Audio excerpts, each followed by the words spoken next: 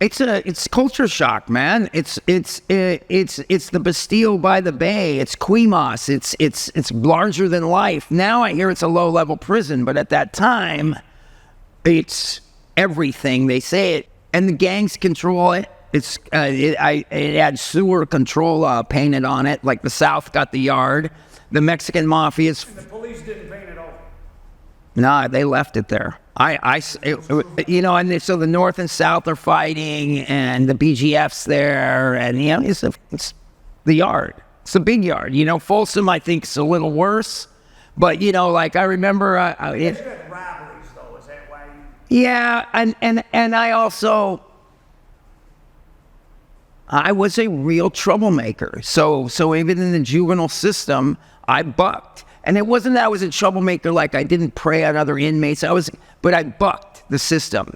And I think that they're like, oh, we got something. And in Quentin, there'd be weed. We'd lock down and there'd be weed. And you'd hear the brand, the AB would be like, hey, second tier, who smoked?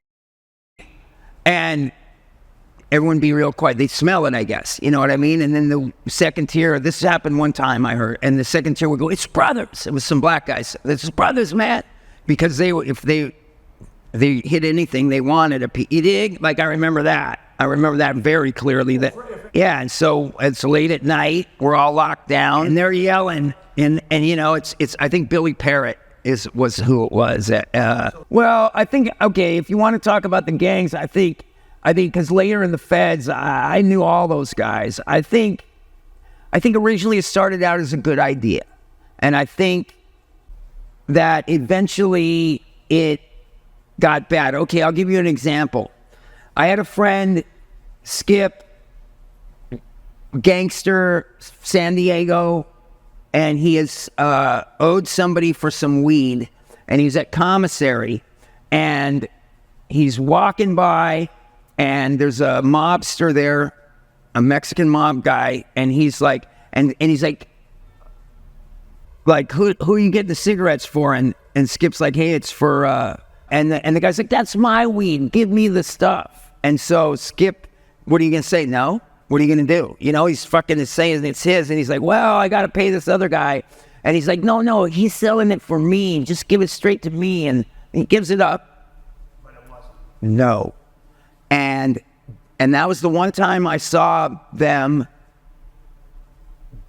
They took Skip to the guy. Billy Parrott did. He took him to the guy and he said, hey, I think it might have been the guy named Mosca. I don't know. But he said, hey. Was just killed? Was it? I don't know. Oh, he did? Yeah, I think it might have been. Yeah. He says, Billy's like, hey, I want you to meet my homeboy, Skip. And then the guy's like, oh, you're his homeboy? He goes, yeah. And he says, you know what? I made a mistake on that. And, and then Billy said, this is what we're here for. He literally said that, like the gang. You know what I mean? So it was the one time I ever saw it work as it was supposed to. You follow what I'm saying? Because later, as time went on and I did more time and, my bigger sentence, we needed all the good dudes we could get. Okay, so here's what happens with that. You take away everything from people. Guys, you throw them in a cell. They're going to divide by race. It's just naturally going to happen. Skin color first. Second, neighborhoods. But first, skin color. It's natural. I mean, it's weird, whatever, but it's yeah. So when they formed them, I think it was during the Civil Rights Movement. Old man Jimmy later told me this, and we can talk about Jimmy. He said that they formed because the Civil Rights Movement changed the dynamics with blacks and whites in prison, with the BGF and the Black Panthers. And he said prior to that, it was different. Prior to that, they didn't prey on other races. And then when they started to, I think they started it as a good thing. But later they preyed on young whites. And what happens is you go there. Maybe you're scared. You hear all this shit. You see movies, because you don't know it's a big house. You dig? They put so much pressure on these kids, potentially could be a good guy if they would let him grow into it. But instead, they scare him so bad, he checks in or he PCs up, and maybe he would have been a good guy. Now, what they'd say to you is they'd say, oh, it was always in him. If he PC'd up, it was because it was in him. But the truth is, man, you go in there, you've never been in there before, you're facing a lot of time, you're a young white, those guys are it. They're fucking perfect, they're fucking, you know, they're tattooed, they have the run of the yard, they're fucking hip, you know, and you look up to them, and then you have dudes like I've told this story before, but you know, you have someone putting pressure on you, and a lot of guys cave, and they probably wouldn't, but the pressure's so strong that you're in your cell at night. Like there was one time I had a guy, this fucker, he bothered the shit out of me. He's doing life without now. I keep an eye on where he is. Relentless. And I had to fight this guy like 6 times, man. Like one time he came down to my cell and he threw his boxers in the cell. And he was like, do my laundry, bitch. And I flushed his boxers down the shitter. Said, I'm sending them out. They'll be back later. You know, but I'm not going to give up. I was in juvenile hall, and why? I mean, I'm not going to give up. Anyway, but that particular guy, later, this is the truth. We were on the tier in Phoenix, in the feds, and he was there because the system's small, so a lot of us knew each other. We'd see each other throughout the system. I was on the second tier there, and I was in an argument with a black guy, and he thought I was lying to him, but I wasn't. And there was like 3 or 4 of them, and we were going to go. And he was watching the guy, and he came out and backed me. The guy I used to fight. He actually saved me because it stopped the fight. We were going to go, and then the guy came and said, okay, wait. And then I told him, look, I'm telling you, you know, like, because my cellie owed, it wasn't me, but we didn't hit the they thought we did, you know. Anyway, and I'm in the there's people there from all over the state, guys and girls. They have Synanon was called the family. Synanon claims it's the victim of bad publicity, losing more than $100,000 in grants and contracts. And I talked with fellow residents who for the first time are speaking out about Synanon. And they had Synergy, I think too it's called. They had attack therapy at that.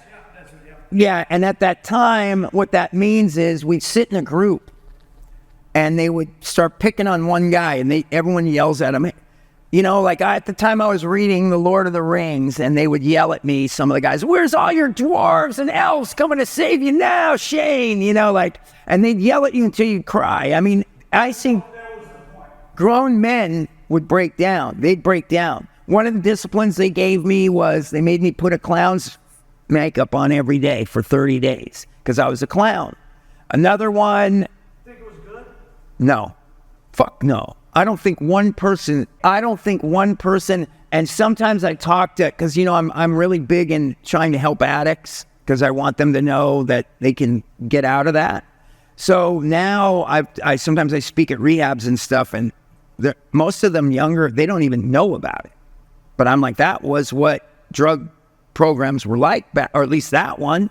That was it. It was like, I mean, they put a mattress in the middle of the floor and make grown men like throw tantrums. And they had mirror time where you sit in front of a mirror and yell at yourself what a piece of shit you are. And the funny thing about it is Casey's dad, her real name was Casey Hopkins. Her dad was a Hopkins. I brought a photo of him. Yeah, she's the girl that had the pact with Darby. Yeah, so was pact. But we have 2 daughters, and we robbed banks. She was my crime partner on my bank robberies. Yeah, so her father was a junkie, was a bass player, a jazz bass player, and there's a law that you can look up called the Hopkins Law. I don't know if it's still in effect, but if you find a law, any law book from the 80s for sure, because I looked it up, is if he helped, the story goes that he was in San Francisco, he wanted to cop some dope, it's all written in there, and he helped. And they said, they passed a law that if you help somebody, you're responsible for their life. You get a manslaughter. So he was in Synanon too, I guess. So me and a guy escaped from there. At that time in 1981, Casey was waiting for me because this is during punk rock, you know. And it's funny because Nika Ray is a friend of mine, and her father is Nicholas Ray, who directed The Rebel Without a Cause. And Nika wrote a book called Ray on Ray, and I wrote the tattoo book, and so we're friends, and I tattoo her now. And she said the first time she ever heard of me, she went by Casey's house, and Casey's like, Shane's getting out. I can't wait. And I'm like a little kid, even though you know what I mean? She was bad news. Oh, yeah. So me and the guy, at that time, toothpaste tubes were metal. People don't probably know that now, but they weren't the plastic. And there was an elevator that had like that round key that soda machines have now, and he made a fucking key, and we got it to work. And then finally they busted that, and the guy goes, Shane, I'm going, you want to go with me? And I'm like, yeah. And when we got out, guy was supposed to be a gangster. I swear to God, what he did is he went straight to a hospital.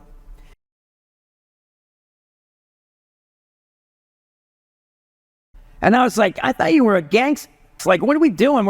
I'm going home, you know, like Casey's waiting. Like, I know where to get drugs. Let's go get some real. And I just left him at the hospital, never saw him again. Because I'm like, fuck that. So I was actually on the run when they caught me for the bank robberies.